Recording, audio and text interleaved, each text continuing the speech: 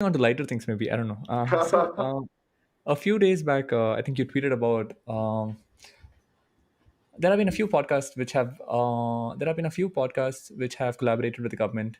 I think there was a disclosure. I'm not sure if it was a disclosure issue, but No, I think initially it was co-presented. Initially it was just co-presented with MyGov. so. It was okay. So it was There co-presented was with just one MyGov. line which said co-presented with MyGov. That's it. Okay, like so. When I was thinking about this, I think so like a few the biggest objection, at least I see, is that people thinking that is unbiased information. I don't know. Maybe if I'm not really sure. I want to I want to take a step back. How do you think about this? What is the objection? What are the risks? And how should we approach this?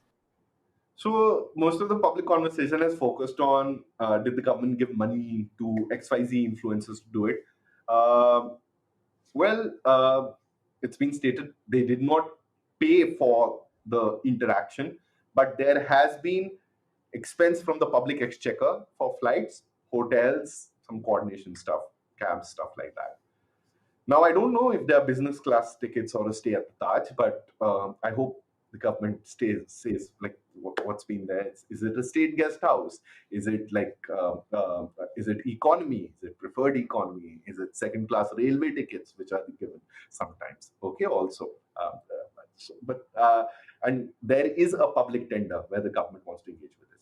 Now, the thing is that quite often certain influencers which are interacting with government officials with respect to the public duties rather than their personal lives are doing so in performing a function of a journalist. A journalist function is also to provide context, structure, push back, ask. We have a little foundational knowledge about the area by itself.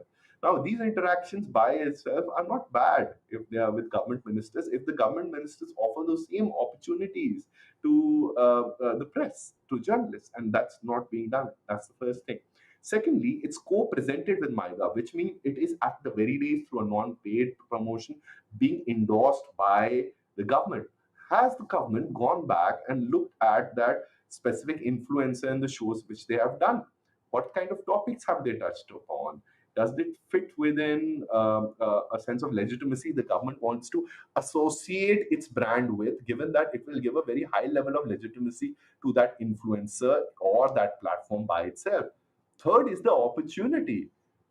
Even if the government is not paying, by making sure that high ranking cabinet ministers, one after the other, appear with the same creator by itself, it is offering them an opportunity of monetization on a platform such as YouTube.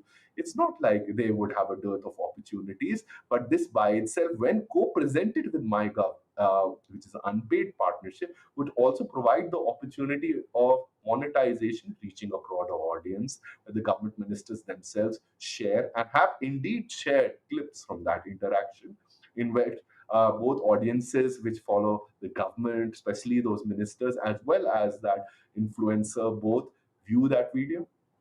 Finally, I would come to public broadcast and media diversity, which is very, very important. I believe that by touching upon these issues quite often about India's foreign policy, economic growth, or digital governance by itself, we quite often have statements which are made. We have facts which we have assertions which are made without enough verification. It's not as if the media landscape or journalists by themselves have not been accused of partisanship. But I think the duty of the government is to improve it. It needs to invest in public broadcast systems. It can collaborate with influencers, but it needs to have clear guidelines. How are you choosing A influencer against Y influencer, right? And people say, oh, all the politicians are doing it, all political parties are doing it. My concern was not with politicians per se, it was with public officials, state exchequer, and don't forget, a minister's time is very important. After all, you're paying for it.